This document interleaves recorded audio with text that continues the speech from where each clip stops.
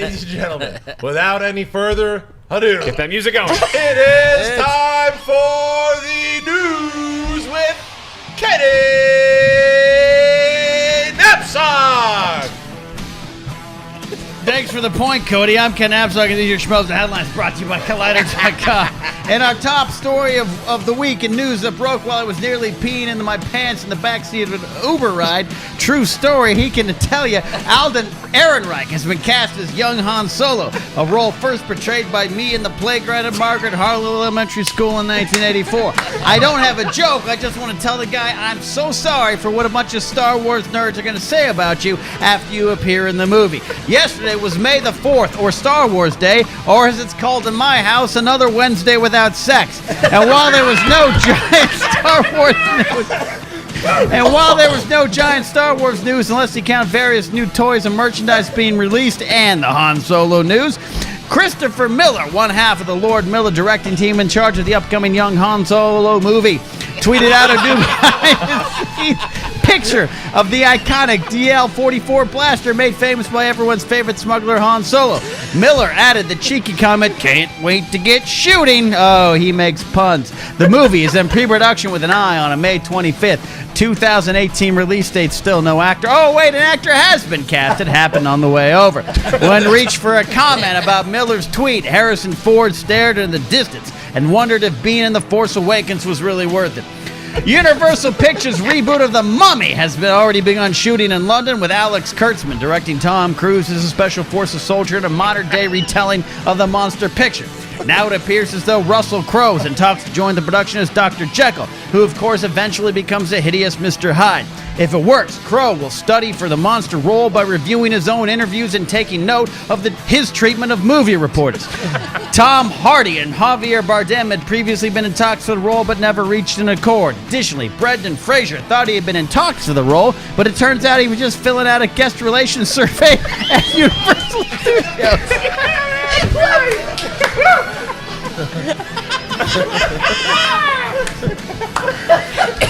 By the way, I won movie fights. In an interview with Uproxx, the Russo brothers, the uber popular directors of Captain America, Winter Soldier, and Civil War, said that they are not happy with the Avengers Infinity War.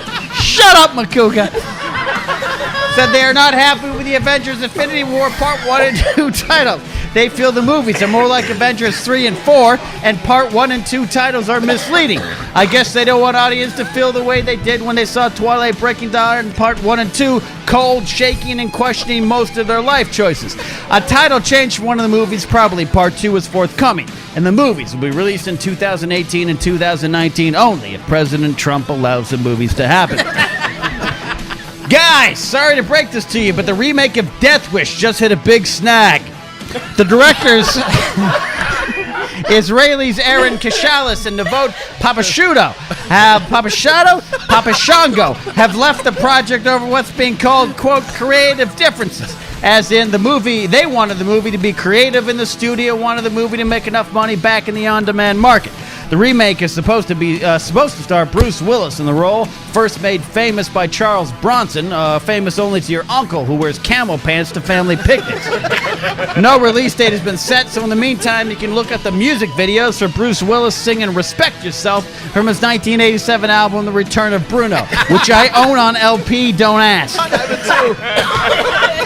To celebrate their 80th year, the Directors Guild of America released a list of the top 80 directed movies, but the Bob Saget-directed Norm Macdonald starring Dirty Work isn't on the list, so no thank you. And finally, don't believe the nasty rumors that have director James Wan departing Warner Brothers' Aquaman project. Wan himself has dispelled those rumors in an interview this week with Empire Online, said that the movie will probably lean toward a dark tone and be in line with a lot of Wan's previous work, or as he says, crowd-pleasing but twisted.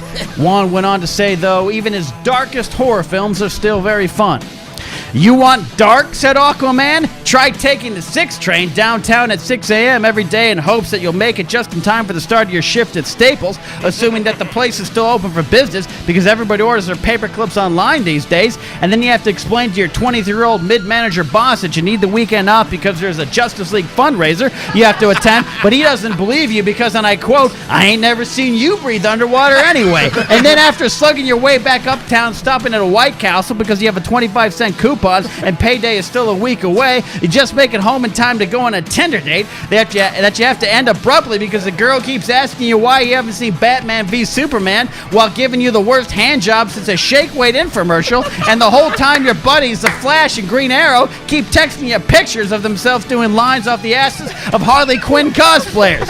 That's your dark right there. The movie is set for a 2018 release. I'm Ken Napzok, and those are your Schmoes Know headlines.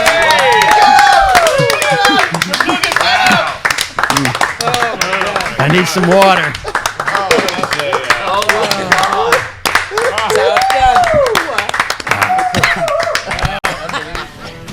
I'm Ken Napzok, and these are your Schmoes Know headlines brought to you by Collider.com. And our top story tonight, I'm sober, which means I'm back to being grumpy and not knowing how to talk to women. And speaking of that, Wolverine fanboys just had their wet dreams turned into realities. After being rumored and speculated about for a while, producer Simon Kinberg confirmed in an interview with Collider this week that the upcoming Wolverine 3 will be a rated R film. But before you start to brace yourself for Deadpool-like dick jokes and pegging, this rating is more about violence than swear words. Kinberg described the tone as a Western and said it is a very cool, different movie, which is the same thing your uncle tries to tell you when he shows up for the family reunion in sandals and pleated Docker shorts. Kinberg also acknowledged the rumors of Patrick Stewart being in the movie, but did not confirm that he actually is. He also said the movie will take place in the future, but did not confirm if the future-based plot will continue the timeline of events in the new X-Men movies or the old X-Men movies or one of Bryan Singer's parties. The movie opens on March 3rd, 2017. Remember when the only good video game movie was the first Mortal Kombat movie and life was easier and simpler and you were on your parents' health insurance policy? Well, get out of here, fuzzy memories. The first trailer for the Assassin's Creed movie is out, and, well, it looks like no one is ever going to watch the Super Mario Brothers movie again. The 2-minute clip gives hope to the idea that this will be the first video game movie to make 14-year-olds want to leave their bedrooms. And the costumes look great, the action looks great. Michael Fassbender and Marion Cotillard seem to have memorized all of their lines. This just might work. Let's hope the main missions don't become repetitive and the side quests failed to use the open world map format to the full extent. I only played the first game, then fell asleep. The movies will be in theaters this December 21st unless you own a PC. Then it'll be released next summer and you have to play with the keyboard. The Dwayne Johnson-led, Jake Kasdan-directed reboot of Jumanji already has Kevin Hart on board to play one of the children, but now it's adding Jack Black. This according to the #1 movie news source in the world, The Rock's Instagram feed. The People's Champ posted a picture of himself reading the original book by Chris Van Allsburg, coupled with a shot of Jack Black. What? This is an outrage and disrespectful to Robin Williams, said people that generally shout things without thinking. Which means they should be rather conflicted at the 5-paragraph essay The Rock also posted on Instagram, promising that the movie will honor and respect Robin Williams and his Jumanji character, Alan Parrish. Oh, well, I apologize. I don't know how to use common decency and take a breath, said the Trump supporter. Jumanji is set for July 28, 2017 release. Devin Faraci over at Birth Movies Death ran with a story this week that the villain for the Justice League movie will be, drum roll please, Steppenwolf. Who? Said Zack Snyder. Steppenwolf is a well-known character in the comic books, but he only appeared in the hastily released deleted scene from Batman v Superman Dawn of Justice. You know that scene. The one where soldiers find Lex Luthor taking a bath with an alien from Independence Day? That's the guy! If this is all true, that would open up the door for Darkseid, a big baddie very much intertwined with the Steppenwolf character, to appear in Justice League 1 or 2 or the Aquaman movie or maybe a Suicide deleted scene. I don't know. When does Iron Man 5 come out? The life and career of the eighth wonder of the world, Andre the Giant, will be covered in an upcoming movie adaptation of the graphic novel Andre the Giant Closer to Heaven, written by Brandon Easton with illustrations by Dennis Medry. Stone Village Productions produced this along with the novel's publisher Lion Forge Comics. So if you know a 500-pound man that can drink 156 beers in one sitting, isn't afraid to go heel on Hulk Hogan, and it is the Brute Squad, please let him know that this is his moment. Andre's daughter will also consult on the project. No word on who is going to play Haku or Bobby Heenan. Only Christian Harloff will get that job. That's true. Warner Brothers shuffled the release deck by moving around the dates for some of their bigger projects, such as Godzilla 2, which has been moved from 2018 to 2019. The supposed Green Lantern movie will now be released in July of 2020 instead of June. And Godzilla vs. Kong now is affirmed with a release date of May 29, 2020. Guys, we're talking about release dates 4 years from now. I don't even know what hookers I'm going to buy this weekend. Why are we worried about what month Godzilla 2 is going to disappoint some 22-year-old blogger calling himself a film critic in 2019? Next story, sluggers. Remember when no one knew what movie surprises were coming and cool secret cameos were revealed during the actual movie, and you turned to your friend and screamed, "Whoa, how'd they get Tom Cruise and Austin Powers?" Well, me neither.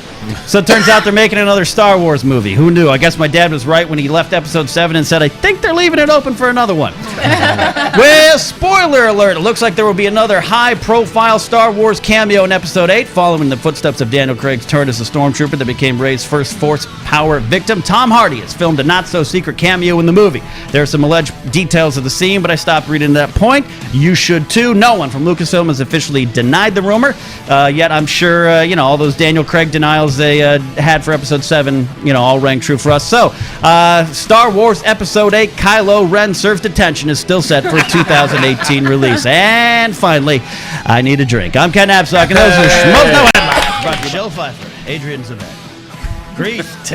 Here we go. I'm Ken Napzok, and these are your Schmoes Know Headlines brought to you by Collider.com. And our top story of the week. There have been some new reserved parking spots painted on the Warner Brothers lot as the studios restructured some of its top creative executives to handle specific genre streams, and this includes the establishment of DC Films. It will now be run by Vice President John Berg and Jeff Johns. Zack Snyder now has to park in the parking structure across on Barham Avenue. Warner Brothers will validate his parking.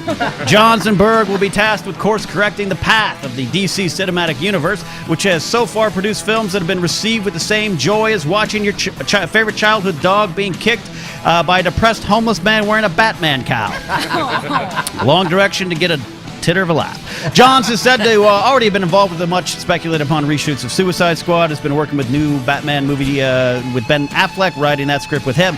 Affleck himself recently named an executive producer on Justice League. DC still has many films in the pipeline to turn around their fortunes, including The Flash, Wonder Woman, Aquaman, both Justice League films, and just announced this week a Harley Quinn solo film. That's right. America's favorite cosplay idea will be the focus of a movie starring and produced by Margot Robbie. The real-life Harley is said to be behind this project thanks to the interest she cultivated for the character and her cohorts, Batgirl and the rest of the Birds of Prey, while researching her Suicide Squad role. A female writer is said to be on board. That's right, men's activists.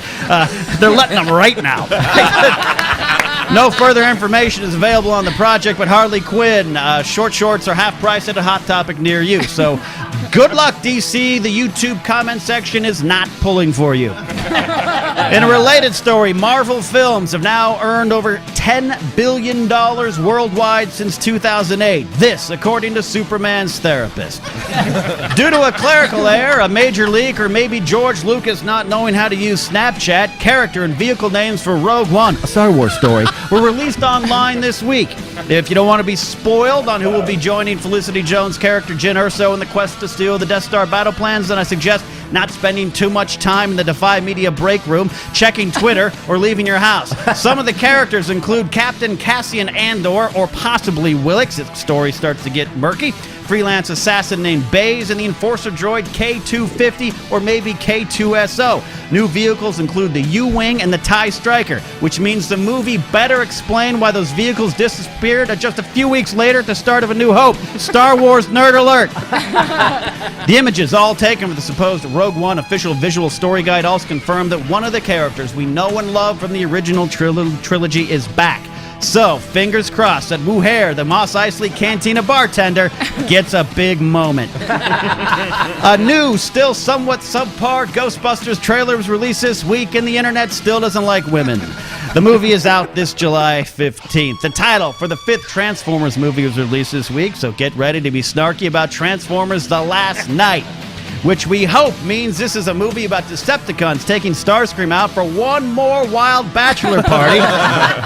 The night before his wedding, Soundwave is doing coke in the limo with Rampage. Megatron is crying because he thought that stripper loved him, and Optimus Prime shows up drunk because Starscream is married his old high school girlfriend. That'd be great. Most likely it will be a long-form car commercial with some confusing fight scenes intercut with Mark Wahlberg running around from what used to be a production assistant holding a tennis ball. Michael Bay is back to direct, so this round of hookers is on me. Universal Studios, Mythology Entertainment, Captivate Entertainment, and screenwriter James Vanderbilt are set to produce a connected cinematic universe based around the works of late author Robert Ludlum, who passed away in 2001. He is perhaps best known for his Jason Bourne novels and a large collection of the type of spy, thriller, conspiracy theory books that convinced your grandfather that the moon landing was fake. The first film in this new connected universe will be an adaptation of the novel The Jansen Directive, which is set to star Dwayne "The Rock" Johnson, who apparently operates on 9-day work weeks. He just shot a new TV show. I was telling this joke. No word on when or what the other movies in this franchise will be, but Vanderbilt is said to be writing treatments for them and then will hand them off to other writers who will then connect them to each other, because eventually every movie ever made will be connected and all sync back to Dabney Coleman's character in 9 to 5. You have to be above a certain age to get that joke. According to rumors on the internet, which never go wrong, Daniel Craig is reportedly out as James Bond. The 48-year-old Craig first appeared as 007 in 2006 Casino Royale and seemed to grow increasingly sour on the role, leading him to say in an interview last year that he would rather slash his wrists than play James Bond again, which sounds like he didn't make the cheerleading squad in 7th grade. The rumors are whispering that Craig was offered a $100 million deal with producing credit and profit shares and hopefully a 401k, but he has allegedly made $55 million thus far as Bond, plus all the Heineken he can drink, so he should be good if he walks away, meaning it's time for a new Bond. Candidates include British people. And finally, after first being rumored in 2014, a movie based around the game Tetris is in development by Threshold Global Studios. It'll be a $80 million picture described as a sci-fi thriller, and according to producer Larry Kazanoff, will be the first part of a trilogy of films. A trilogy, as in they need 3 movies to tell the story of a bunch of blocks falling properly into place. The movie will film in China sometime in 2017, so there is still time for a third world war to start. Delay this movie. For those of you not familiar with Tetris, first, welcome back to Earth, and second, it's a video game Mark Ellis uses as foreplay. I'm Ken Napzok, and those are your Schmoes Know headlines. These here Schmoes Know headlines brought to you by Collider.com, and our top story tonight: The Rock has not been cast in any new movies or TV shows this week. He's slippy and should probably be marked as a lazy ne'er-do-well. Oh, nope.